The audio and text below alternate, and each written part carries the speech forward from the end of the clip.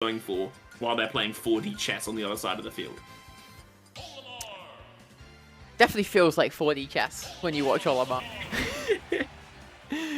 I have to say though, I didn't like this character too much, but then I watched Shooton at Smash Factor this year, and I watched him play the most aggressive Olimar I think I've ever seen, and ever since then I'm like, alright, this character has some sauce, I can get on board with this.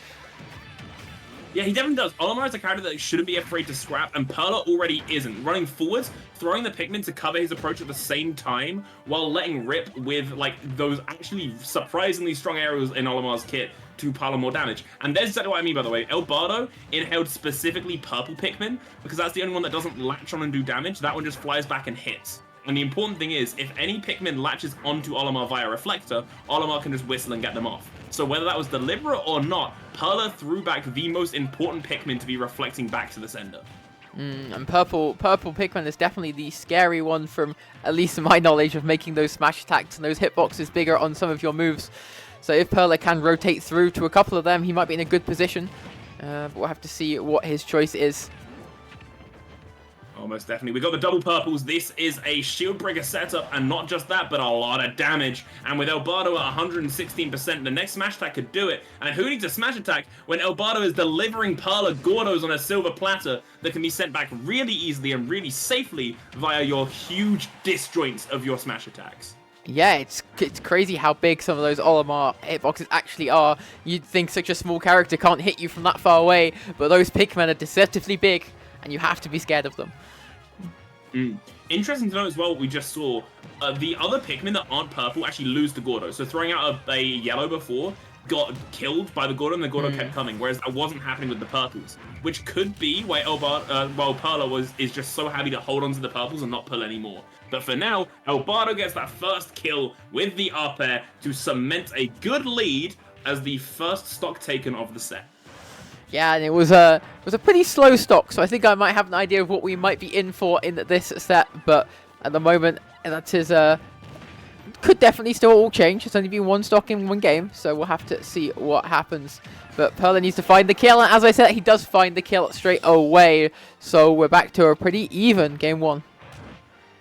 We are. Perla getting chased down by El Bardo, all the way almost to the bottom blast zone as well. El Bardo recovering just at the right time. Tries to trap Perla at the ledge, but Perla is more than happy to scrap in the air, throwing Pikmin after Pikmin. And when they get attached to El Bardo's got to find the right button to dislodge them. They're using Nair a lot, which is good because it hits the entire body and will be getting Pikmin off. But it doesn't seem to be doing enough damage to kill them in one hit, which means that every single time El Bardo's got something stuck to them, they've got to disengage and spend time away. And speaking of time away, you're taking time off after you're being slammed by that hammer. Luckily, just missing the spike box for Perla.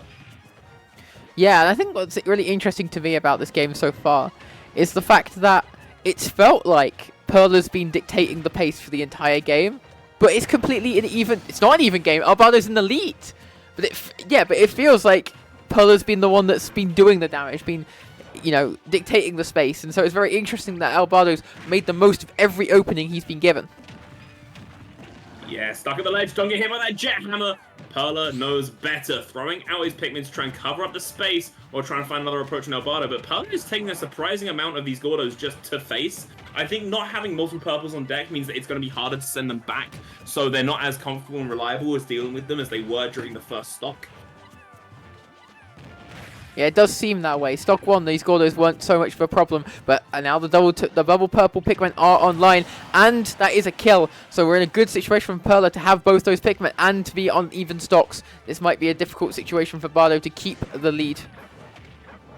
Yeah, pass up with that purple up smash into up air is 56%. Nothing to turn your nose up at. And actually an interesting setup of Pikmin there. We saw Perla instantly throw away the blue. Blue is only good for enhancing throws, which is why they are not using it just yet. It's not really going to be getting much out of it. That Gordo to the face is really going to hurt. But I love recovering by throwing the purple Pikmin just to El Bardo away from you and give you a little bit more safety. And we've got two purples on deck at the moment, so those Gordos have a few more answers to them right now. But both players definitely in kill range. Both these characters can kill pretty early, even though Dedede is such a heavy character. Olimar's kill power is nothing to be scoffed at. No, not at all. And as you said earlier, 2 purples ready to rock. We're looking a lot more comfortable. We're looking exactly like we did during the first stock when Perla had the most decisive lead of this game. They're swinging in the air, trying to catch anything on Albado, because I think they're both aware that the next solid hit from either player, whether it be aerial or not, is probably going to be what seals out game 1. And Gordo seems to be the flavor of the day for our local Dedede. And speaking of the flavor of the day, purple's definitely on the menu. There's 3 of them in play now. And Albado finds that whistle getting just in the way of their mighty hammer swings. A nice parry, but doesn't manage to find any punish on that parry. And now only 1 purple Pikmin left, so Perla's position is getting worse and worse as we are going through at the moment. And it is not going to be enough, and Bardo is going to find the back air. The patience from Albado in that game 1 was fantastic. Yeah, that was a very, very interesting first game. We saw a lot of learning, honestly, and adaptation from both players as game 1 went on. And I think it's what's going to be interesting going into the rest of this set is that even if neither... I'm going to actually give a quick check about how much these two play this matchup. So Albado has basically never really seen Olimar. It's not in their top however many played. Perla as well has not seen much Dedede practice. So it feels like that first game was quite heavily in the way of, right, let's scope out each other's characters. How do we interact with them? How do Pikmin bounce off of Gordos? How do Gordos beat out some of Olimar's options? And now I've got that bit of knowledge in my head, I can now pick stages and game plans accordingly. Yeah, for sure. And I didn't actually catch what stage we are going to for game 2. Did you manage to catch it, or were you looking up stats? It doesn't matter, it's on my screen and it's PS2 again. Don't know why I would ask what stage we're going to when I know the answer. Yeah, Albado charging up for that really early rocket hammer. Obviously normally used for kills, that thing still does just put on the hurt, so why not let it rip if you think it's gonna land? And I think we found out why not, because you just took a lot of damage for daring to try it. Perla has a nice lead, and when Olimar's got a lead, it gives him time to run away and grab the right tools he wants. Yeah, what tools are you expecting him to try and fish for at the moment of these kill percents? At the moment, honestly, normally you'd be saying blue around this kind of time to try and find a kill throw. Probably going to hold on to it in case they get Bardo a bit higher. But as it stands, yeah, here, this is the kind of percent I'll be wanting to see blue at. Purple obviously got latent kill power. Yellow has got bigger hitboxes than anything else, so you can get edge guards easier. Speaking of big edge guards, by the way, I don't think any tiny plant creature can stand up to a rocket-powered hammer thrust down by the biggest penguin known to God's green earth. But then the penguin apparently can't stand up to some little Pikmin, so who knows how that works.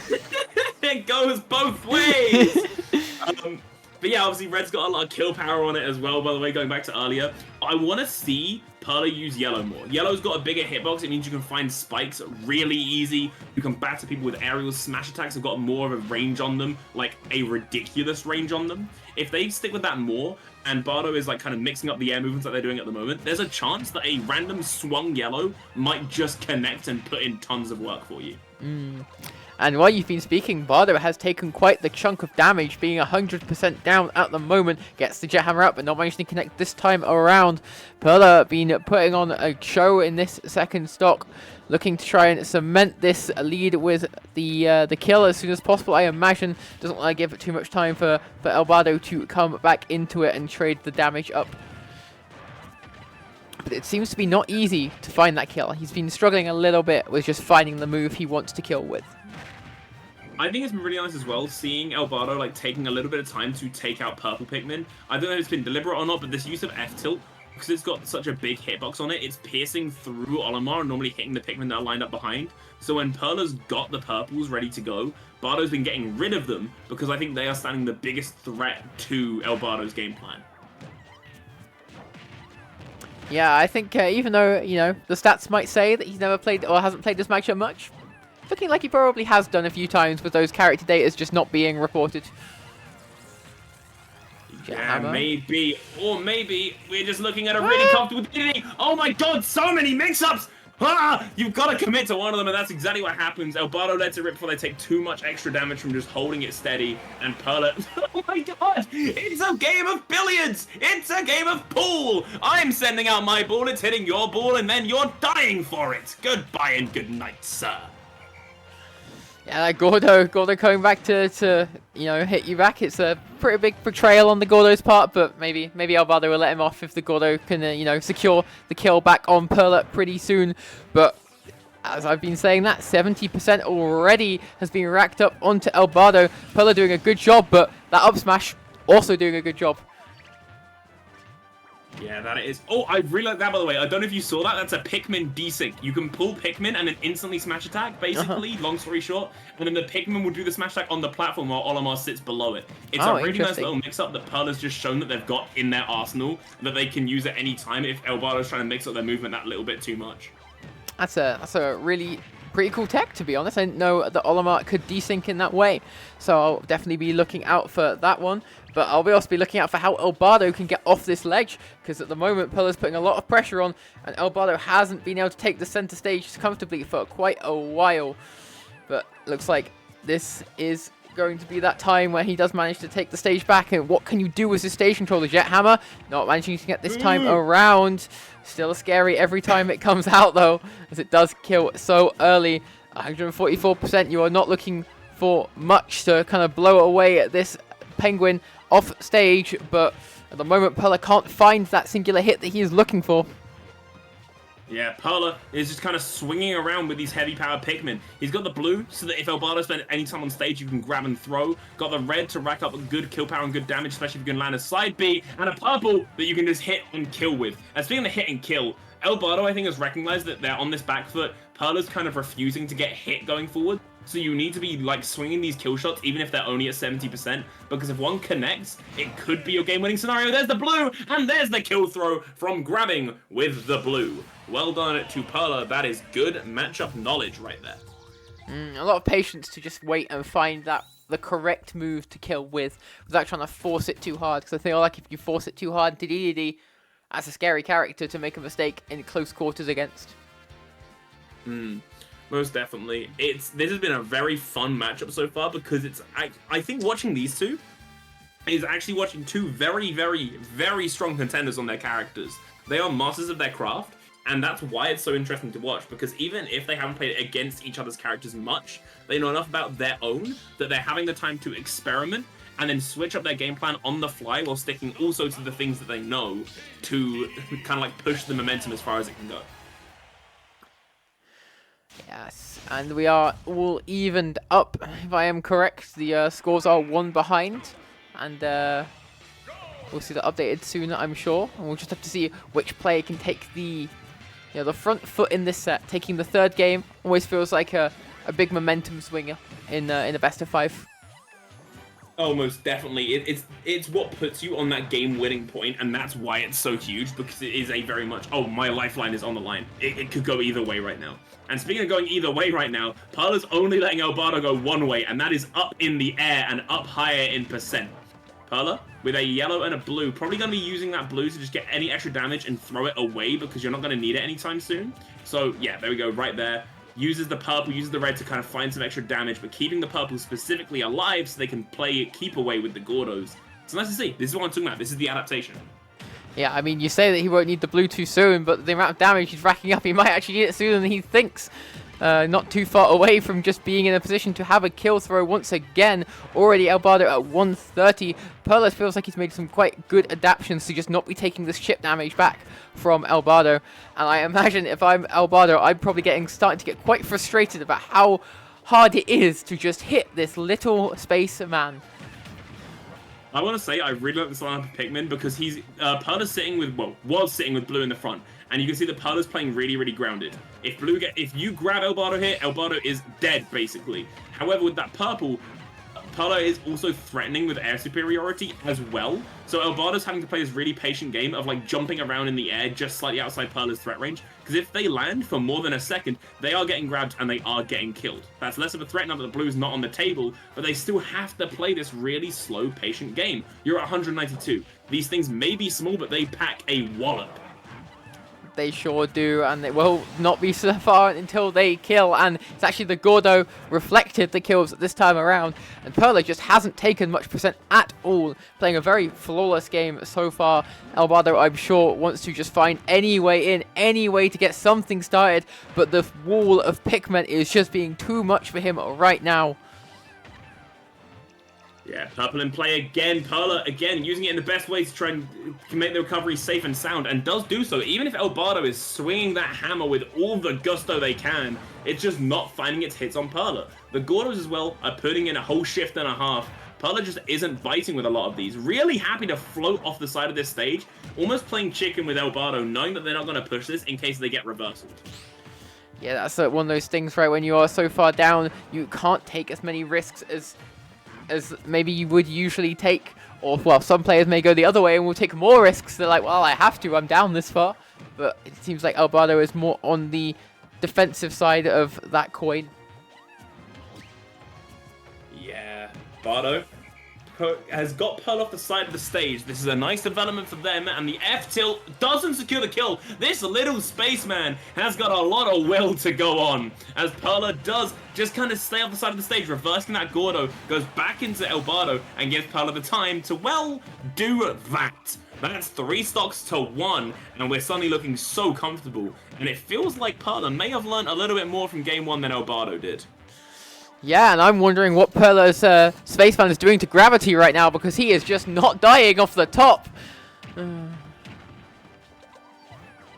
Yeah, 2 purples, a red. This is kill power central right here, but it's not just kill power. This is just a lot of damage as well. It's good keep away material for the Gordos. What? Oh my god, why is Perla still alive? Sorry, I have been like very much happy to let them get away with good DI in good situations. That one is inexcusable. Kara, what is happening? I'm telling you, he's messing with Gravity. There's something wrong. He should not be alive.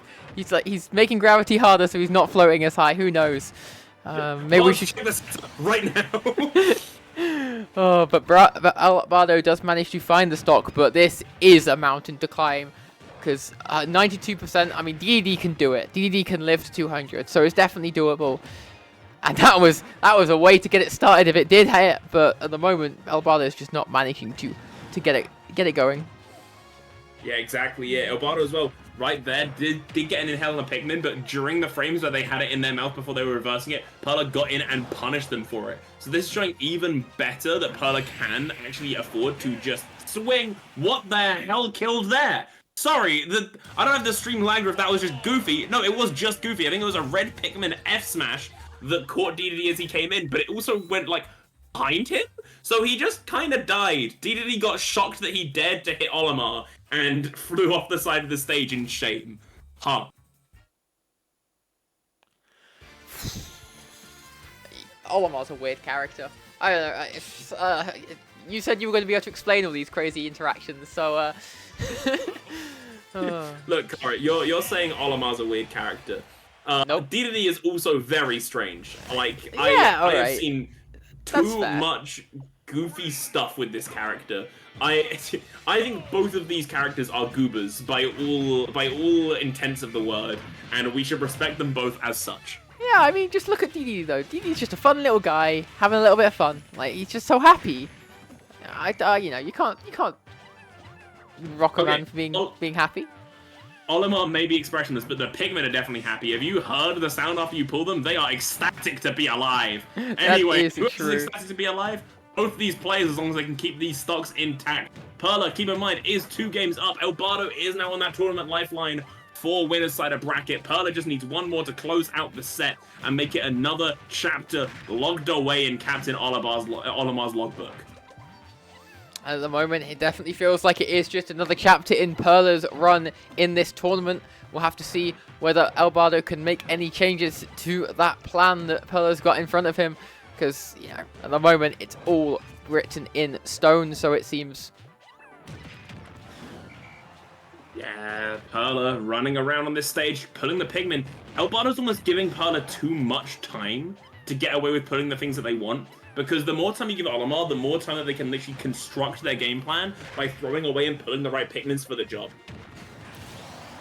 Yeah, and right now it seems like he has the right Pikmin for the job, managing to find that, I would say, pretty early for how this set has been going, Kill.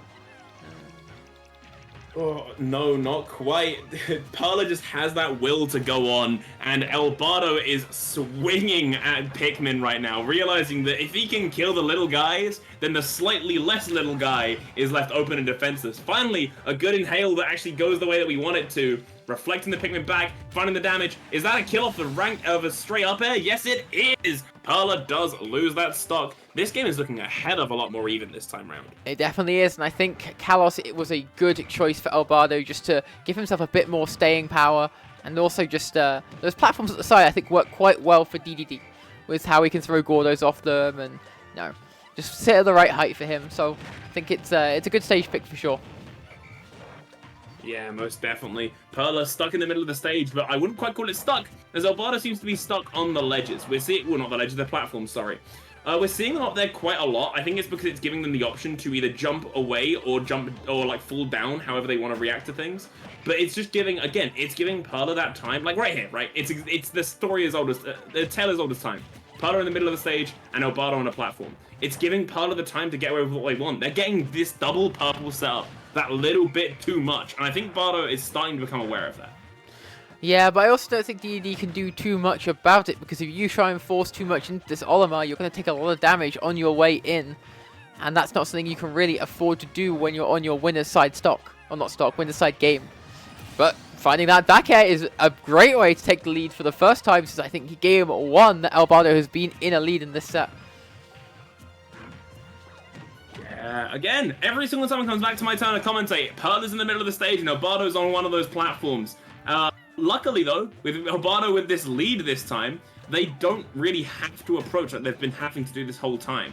That blue Pikmin being obliterated by the hungry penguin's gullet. But for now, Perla looking to find this kill, gets a white Pikmin stuck onto Elbardo, so it's getting that higher damage climb, and then they're swinging with these purples. They know that the next one kills, and so does Elbardo, which is why we're suddenly playing this really patient game of footsies.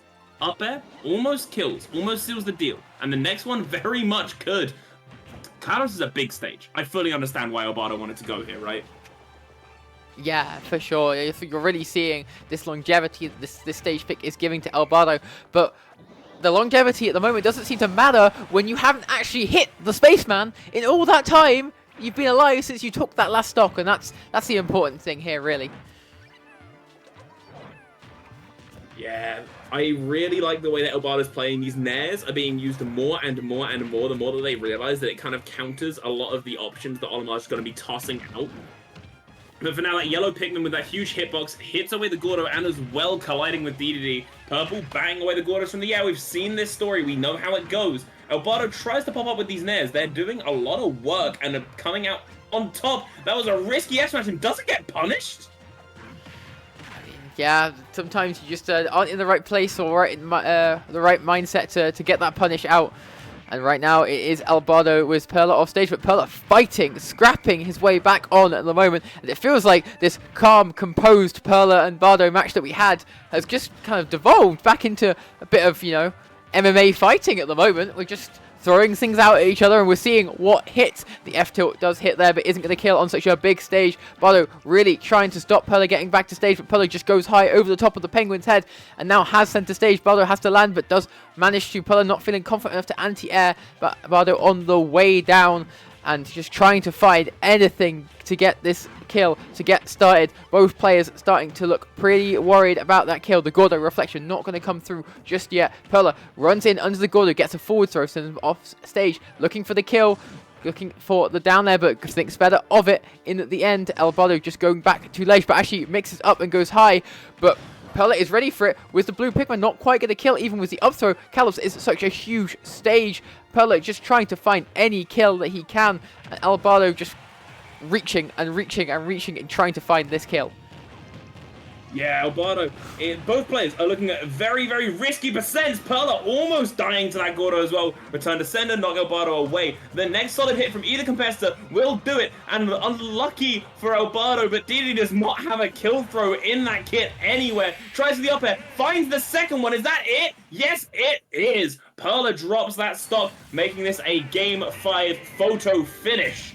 We're going to be going into one last game between these two. I don't know if you enjoy watching Dedede and Olimar, but hey, these are weird characters you aren't going to be seeing anywhere else, so don't go anywhere, Game 5 is going to be a belter.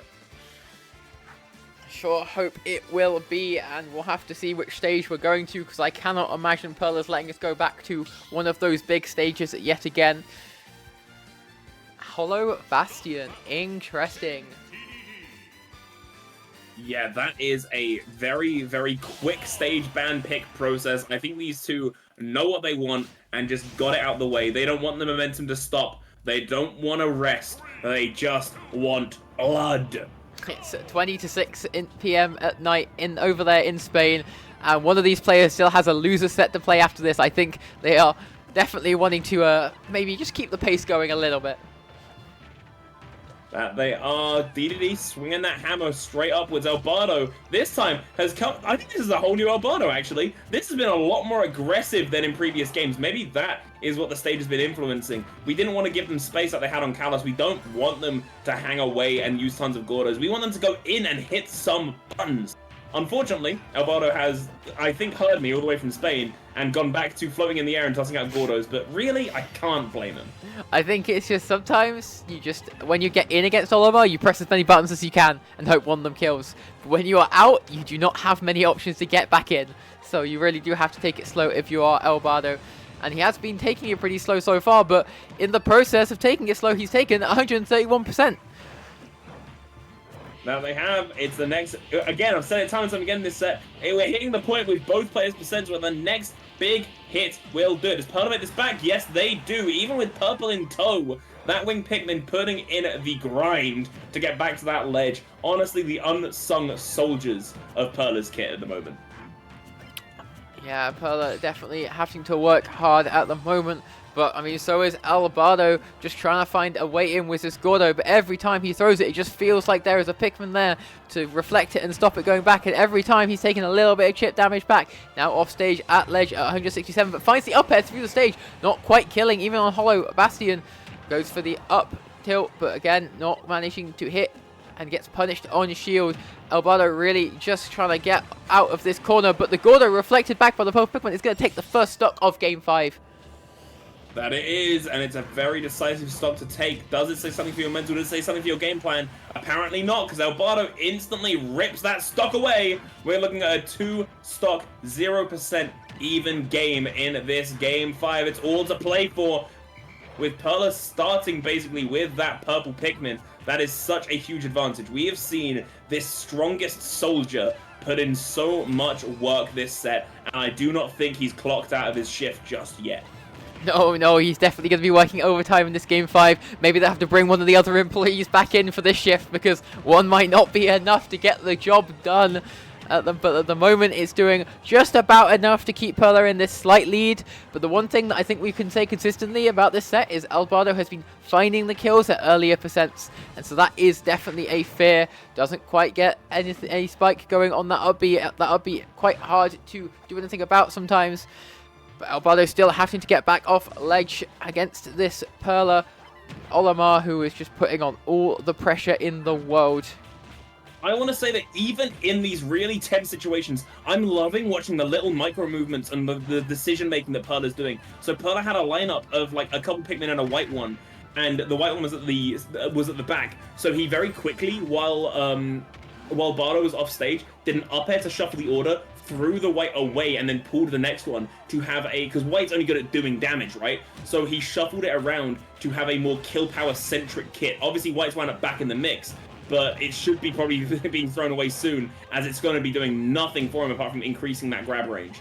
So these little tiny micro adjustments is Perla adjusting the plan for whatever they are trying to do in the moment, and that's one of the things that's actually really satisfying to watch about Olimar when it's done right. Yeah, it does seem that way. It's been good to watch Perla really use the extent of this kit and the knowledge of his character to the best of his ability so far. And you'll have to see if that ability is good enough to take the set from Albardo. Both players very much scared of being killed. And it is Albardo that's going to fall to his winner's side stock first. Perla really needs to hold the stock for as long as possible, because he's had quite a habit of losing stocks straight away after he takes them and not quite getting a lead that he might want or the extra percent.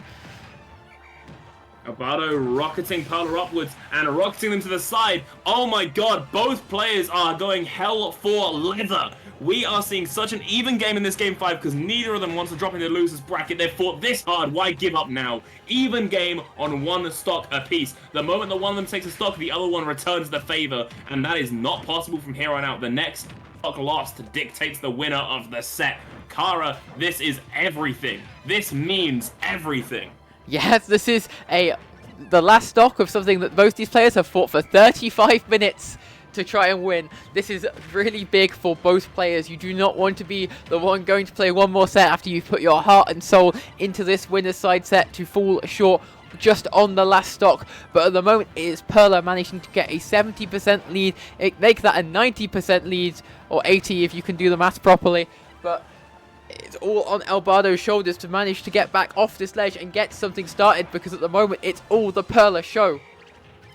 Being real, if we've seen anything so far, though, is that Perla has been struggling to kill. Olimar has a ton of kill power in that kit, but Albardo recognizes when they're at a high percent and just stays outside of Olimar's threat range all the time. So Albardo might be in a really bleak situation, but that's only a white Pikmin. That isn't much knockback on that one. And Albardo is in a fight to stay alive, and this percent on Perla is only going upwards because Albardo is playing such a patient and safe game. The only thing to be afraid of is a purple F smash, down smash, or aerial. So what they're doing is they're staying outside of the threat of all of those. With blue now being alive as well, you do not want to touch the ground, and Bardo's aware of that, getting rid of the blue and then pushing that advantage. Bardo doesn't die. He definitely doesn't, and now Perla's at 85%, and the Jet Hammer is out, not managing to get the kill at this time. The aerial not quite killing, even with the purple pigment. Albardo has to find his way off the ledge again, stalling really well off stage, but not stalling well enough. Perla managing to just close that set out. Whew. What a nail-biter finish. Oh my life. Best of 5 all the way to game 5. We are going to always send that as far as we can because both of those players had the fight in them. They had that fire. And that fire eventually manifested itself in that red Pikmin, the down air to end all down airs, sending King Dedede off the side the moment that armor left. What perfect timing from Perla, and what a perfect way to end out the set.